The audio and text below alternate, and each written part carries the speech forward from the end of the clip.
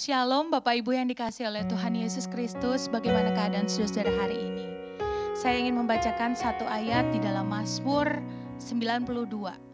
Adalah baik untuk menyanyikan syukur kepada Tuhan dan untuk menyanyikan mazmur bagi nama-Mu ya yang maha tinggi. Untuk memberitakan kasih setiamu di waktu pagi dan kesetiaanmu di waktu malam. Saudara, apapun keadaan yang saat ini kita alami, di dalam bersyukur kita mendapatkan kekuatan baru. Saya mengajak kita untuk menyanyikan pujian kita bagi Tuhan.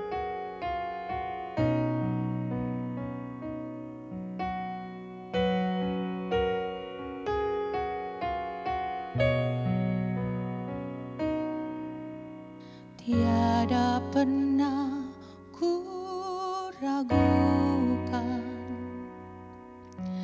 kasih setiamu ya Tuhan. Setiap waktu dalam hidupku tak pernah kau tinggalkan. Meski langit tampak suram, awan gelap pun menghadang.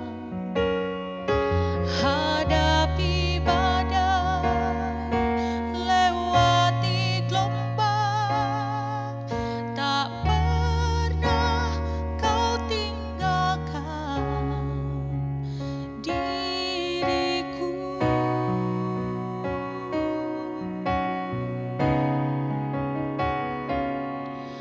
Walau 1000 rebah di sisiku, Kau tetaplah Allah penolongku. Walau 10.000 rebah di kananku, takkan ku goyah sebab Yesus sertaku.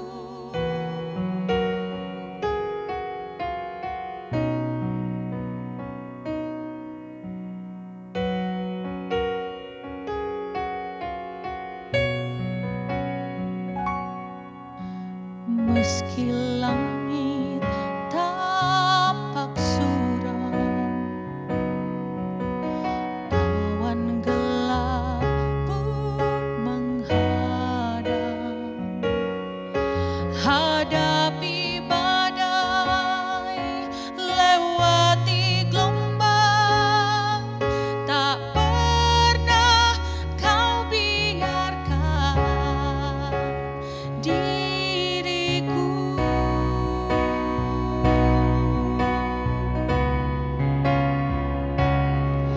Walau 1000 rebah di sisiku,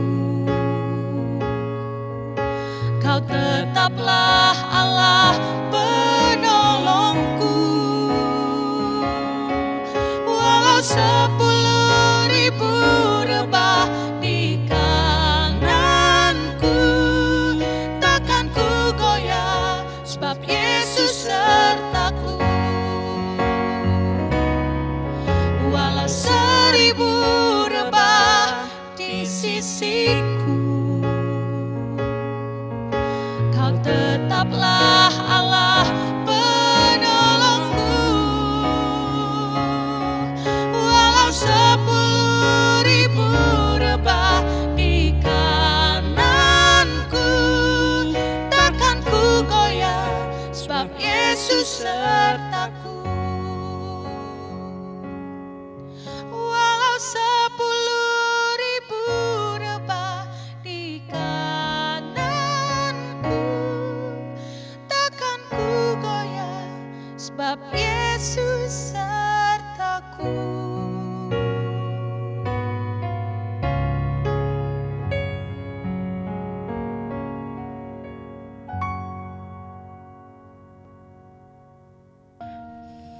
Shalom saudara sekalian yang dikasihi Tuhan, bersyukur hari ini kita boleh kembali merenungkan kebenaran firman Tuhan. Saudara sekalian, beberapa waktu yang lalu saya itu mendapat satu video dokumenter sepanjang 17 detik yang menjelaskan tentang bom yang terjadi di Lebanon kapan hari. Nah saudara, menariknya adalah video singkat ini sebenarnya berasal dari satu video yang dilakukan sebelum adanya satu pernikahan. Jadi satu kali seorang wanita yang sudah siap dengan gaun yang sangat indah, sangat cantik, kemudian di-shoot oleh tim videografer pada waktu itu, tapi dalam beberapa detik saja tiba-tiba ada ledakan yang terjadi secara tiba-tiba. Dan saya yakin dan percaya baik tim videografer atau pengantin wanita sendiri gak pernah membayangkan adanya bencana itu. Terjadi secara tiba-tiba, terjadi secara kilat. Nah sudah menariknya komen-komen yang ada di video itu berkata, aduh gimana ya perasaan wanita itu, aduh gimana ya habis itu acaranya. Saudara, puji Tuhan acaranya tetap berlangsung pada waktu itu. Tapi satu hal yang saya tangkap dari video yang singkat itu, saudara, iya ya, namanya bencana, namanya penderitaan itu terjadi masif dan acak bagi setiap orang. Saudara, selama kita ada di dunia, yang namanya penderitaan terjadi tidak pilih-pilih orang. Buktinya saudara, kalau kita mau lihat lebih jauh lagi COVID-19 yang terjadi pada tahun ini, bukankah menjadi satu bukti bahwa penderitaan itu gak pilih-pilih orang, saudara. Misalnya, cewek ini lagi mau wedding nih, mau nikah, udah ditahan dulu deh, kasih bahagia-bahagia dulu, jangan kasih penderitaan dulu. Enggak, saudara. Misalnya orang ini usaha lagi sukses, udah ditahan dulu, jangan kasih penderitaan dulu. Enggak, saudara. Penderitaan itu terjadi secara masif dan acak bagi setiap kita. Bahkan saudara, kalau kita mau lihat lebih dalam lagi ke dalam Alkitab, sebetulnya sepanjang Alkitab gak lepas dari pembahasan mengenai penderitaan. Kita lihat pertama dari kitab Kejadian, adanya kejatuhan manusia dalam dosa yang akhirnya menyebabkan akibat-akibat lainnya, yang menyebabkan penderitaan-penderitaan manusia lainnya. Kalau kita mau lihat dari kitab Keluaran, adanya penderitaan umat Israel 40 tahun di padang belantara, saudara, dipenuhi ujian dan cobaan. Kembali kita lihat Mazmur. Wah, kalau Mazmur penuh, saudara, dengan doa-doa pemazmur yang bertanya-tanya pada Tuhan dengan jujur. Kenapa kadang itu penderitaan jatuhnya ke orang-orang yang baik, yang kadang merasa penderitaan itu gak adil, terjadi semena-mena. Kalau kita lihat kitab Ayub, kitab Pengkhotbah, itu lebih lagi, saudara. Jelas ada penderitaan, ada ketidakbermaknaan hidup. Kalau kita lihat Yeremia dan Habakuk, bukankah itu nabi Tuhan yang bahkan saudara, satu hal yang diangkat adalah kenapa seakan-akan kejahatan, penderitaan itu kesannya terjadi memerintah dalam sejarah pada waktu itu.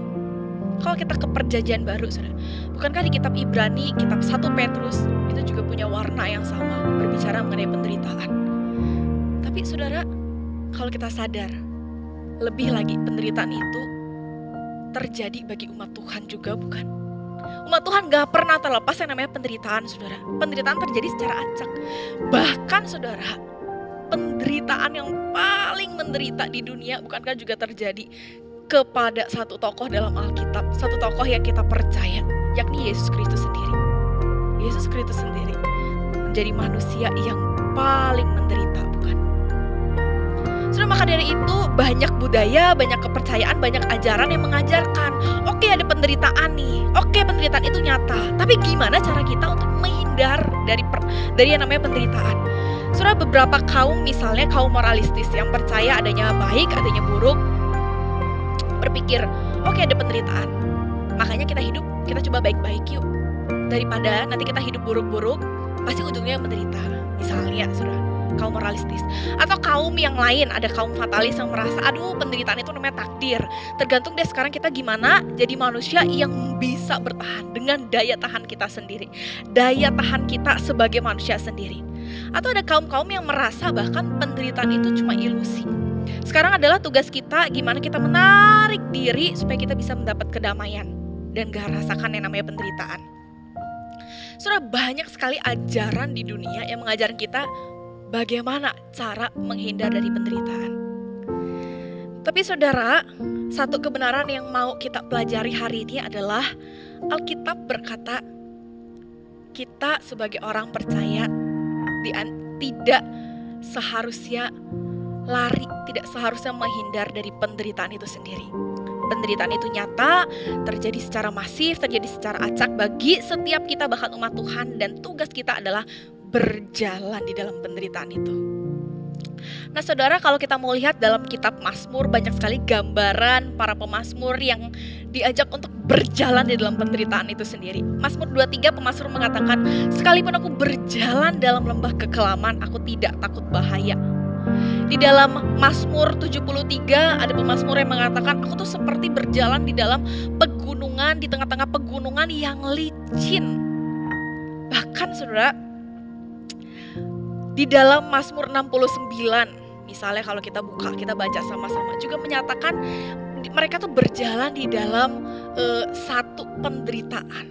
Tapi menariknya saudara, sekali lagi dikatakan mereka berjalan di tengah-tengah itu, bukan menghindari itu. Tuhan gak pernah ajarkan kita, ayo kita lompat dari penderitaan itu, ayo kita belok kanan supaya kita terhindar dari yang namanya penderitaan. Enggak saudara, tapi Tuhan bilang ayo kita berjalan di tengah penderitaan itu. Saudara, ketika kita berusaha menghindari penderitaan, sebagai manusia kita punya keinginan untuk menghindar dari yang namanya penderitaan. Tapi saudara, kita sama sekali gak bisa menghindar dengan kekuatan kita. Kita udah lihat banyak sekali buktinya. Saudara, satu hal yang saya mau ajak kita sama-sama sekarang menyadari, mengakui adalah kita umat Tuhan mau sebaik apa, usahanya sebesar apa, gak akan terhindar dari namanya penderitaan. Maka dari itu saya butuh kekuatan di luar diri saya. Saya butuh kekuatan di luar kemampuan saya sebagai manusia. Dan saya mau belajar untuk taat. Sebagaimana Alkitab berkata, yuk kita berjalan di tengah penderitaan. Tapi saudara, kabar baiknya adalah kita gak berjalan sendiri. Kita berjalan bersama dengan Allah. Kita gak pernah berjalan sendiri. Para pemazmur yang hidup dalam penderitaan gak pernah berjalan sendiri, saudara. Tapi mereka berjalan bersama dengan Allah. Bagaimana mereka merangkul Allah di dalam penderitaan itu. Saudara, saya mengajak kita buka dari Yesaya 43 ayat 2 sampai ayat yang ketiga yang menjadi kekuatan bagi kita. Saya akan bacakan, demikianlah firman Tuhan. Apabila engkau menyeberang melalui air, aku akan menyertai engkau, atau melalui sungai-sungai, engkau tidak akan dihanyutkan. Apabila engkau berjalan melalui api, engkau tidak akan dihanguskan, dan nyala api tidak akan membakar engkau. Sebab akulah Tuhan Allahmu yang Maha Kudus, Allah Israel, Juru Selamatmu. Aku menebus engkau dengan Mesir dan memberikan Ethiopia dan Sheba sebagai gantimu. Saudara, ini satu pernyataan yang Tuhan katakan kepada umat Israel, kepada umat pilihannya, dan kepada kita saat ini. Tuhan katakan, apabila engkau menyeberang melalui air, aku akan menyertai engkau. Saudara, bahkan ada gambaran, ada api, ada air. Itu kalau misalnya di Alkitab, saudara, seringkali juga dikatakan dalam bagian lain itu air bah, yang menyatakan penderitaan, yang menyatakan adanya bencana. Tapi Tuhan bilang apa? Tuhan gak bilang gini, hati-hati ya, jangan lewat sana, keluar dari penderitaan, enggak. Tapi ketika kita berjalan dalam penderitaan, Tuhan bilang, aku menyertai engkau. Bahkan saudara, satu frasa yang menguatkan kita, apabila engkau berjalan melalui api, engkau tidak akan dihanguskan. Saudara, bagaimana bisa kita berjalan melalui api tapi gak hangus? Dan bahkan dikatakan nyala api tidak akan membakar engkau. Saudara, ini satu keyakinan, satu kebenaran yang kita dapat hari ini. Kita diajak untuk berjalan bersama dengan Tuhan. Kenapa? Karena ketika kita berjalan bersama dengan Tuhan, saudara, pertama kita mendapatkan Allah itu sendiri, yang adalah empunya dari segala-galanya, yang bahkan empunya dari semua alam semesta, dirimu dan diriku saat ini.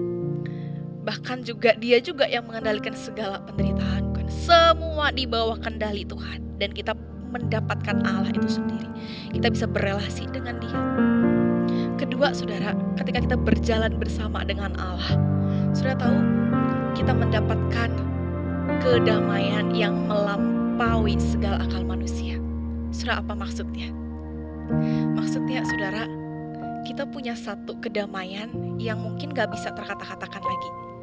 Saudara, apakah ketika kita berjalan bersama dengan Allah artinya penderitaan kita hilang? artinya ketakutan kita hilang, artinya kesakitan kita ini langsung tiba-tiba terangkat secara instan? Enggak, saudara.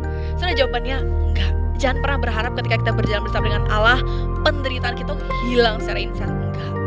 Tapi saudara, Tuhan berjanji ada kedamaian yang melampaui segala akal manusia, yang bahkan saudara, kita gak akan bisa ngerti. Saya tetap berjalan dalam penderitaan, tapi saya punya damai bersama dengan Allah. Saya tahu saya sedang berjalan bersama dengan Allah. Dan yang ketiga, saudara, ketika kita berjalan bersama dengan Allah, tanpa kita sadari, saudara, mungkin ketika kita ada dalam penderitaan, semuanya gelap, semuanya buram. Tapi saudara, janji Tuhan dalam Amsal 4 ayat 18 dikatakan, tetapi jalan orang benar itu seperti cahaya fajar yang kian bertambah terang sampai rembang tengah hari. Saudara, ini janji Tuhan. Ini janji Tuhan. Pilihannya adalah di setiap kita. Maukah kita berjalan dalam penderitaan, merangkul Allah dalam penderitaan itu? Tuhan udah kasih janji dan kita tahu janji Tuhan tepat. Iya dan amin.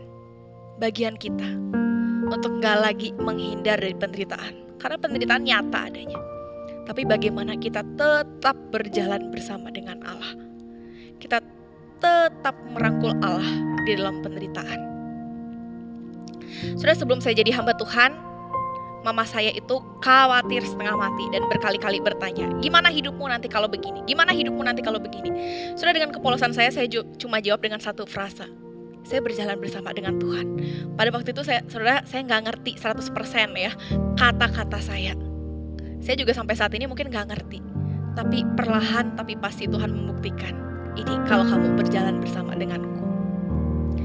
Ini hidupmu meskipun di tengah penderitaan, meskipun di tengah kesulitan, tapi kamu berjalan bersamaku. Yang terpenting kita dapat Allah itu sendiri. Kita dapat kedamaian yang melampaui segala akal. Dan terakhir, hidup kita menjadi terang, perlahan tapi pasti, saudara. Amin. Biarlah firman ini boleh menguatkan setiap kita. Saya mengajak kita bersatu hati, kita berdoa. Bapa dalam surga, kami bersyukur untuk setiap hal yang terjadi dalam kehidupan kami. Kami bersyukur Tuhan adalah Tuhan yang kami percaya dan pegang kendali atas segala kehidupan kami. Tuhan, seringkali sebagai manusia kami merasa kami kuat untuk bertahan di tengah dunia yang sudah jatuh dalam dosa ini. Kami kuat untuk menghindari adanya penderitaan demi penderitaan. Tapi saat ini Tuhan, kami mau merendahkan hati kami. Kami mau berjalan dalam penderitaan itu asal ada Tuhan. Kami mau berjalan di tengah kesakitan itu asal ada Tuhan. Tuhan, tidak ada yang lebih menyenangkan daripada kami berjalan bersama dengan Tuhan. Tuhan, tuntun kami yang lemah ini, tuntun kami yang rapuh ini dengan segala pergumulan kami. Kami percaya Tuhan ada bersama dengan kami. Terima kasih Tuhan, kami berdoa, kami mengucap syukur. Amin.